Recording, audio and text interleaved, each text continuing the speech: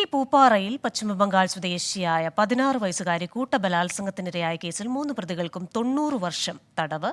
ദേവികുളം അതിവേഗ കോടതിയാണ് വിധി പറഞ്ഞത്. തമിഴ് സ്വദേശികളായ സുഗന്ധ്, ശിവകുമാർ, പൂപ്പാറ സ്വദേശിയായ ശ്യാം എന്നിവരാണ് കേസിലെ പ്രതികൾ. 2022 മെയ് 29-നാണ് കേസിനാസ്പദമായ സംഭവം നടന്നത്. വിവരങ്ങളുമായി വിഷ്ണു സുരേഷാണ് ചേരുന്നത്. വിഷ്ണു, 2022 മെയ്യിൽ നടന്ന വളരെ ദാരുണമായ ഒരു സംഭവം, അതിൽ വിധി വന്നിരിക്കുന്നു. ഏകദേശം 1 നൂറ്റാണ്ടോളം തടവാണ് ശിക്ഷ. വിവരങ്ങൾ.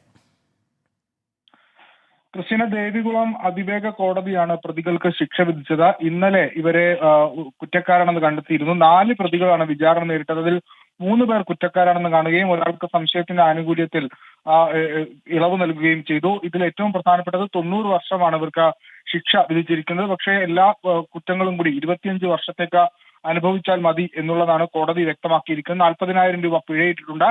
പിഴ അടച്ചില്ല എങ്കിൽ 8 മാസം അധിക തടവ് അനുഭവിക്കണമെന്ന വ്യക്തമാക്കുന്നത്. 2022 മെയ്യിലാണ് ഈ സംഭവം നടക്കുന്നത്. അതിക്രൂരമായ പീഡനത്തിനാണ് ഈ പെൺകുട്ടി ഇരയായത്. സുഹൃത്തിനൊപ്പം തേയിലത്തോട്ടത്തിൽ ഇരിക്കുമ്പോഴാണ് സുഹൃത്തിനെ മർദ്ദിച്ച ഈ പെൺകുട്ടിയെ ഈ പ്രതികൾ ആക്രമിച്ചത്. കേസിൽ ആകെ മൊത്തം 8 പ്രതികളാണുള്ളത്. ആദ്യഘട്ട വിചാരണയിലാണ് 3 പേരെ ശിക്ഷിച്ചിരിക്കുന്നത്. ബാക്കി 2 പേർ പ്രായപൂർത്തിയാകാത്ത ആളുകളാണ്. മറ്റ് 2 പേരുടെ വിചാരണ പുരോഗമിക്കുകയാണ്. അവസാന ഘട്ടത്തിലാണ്.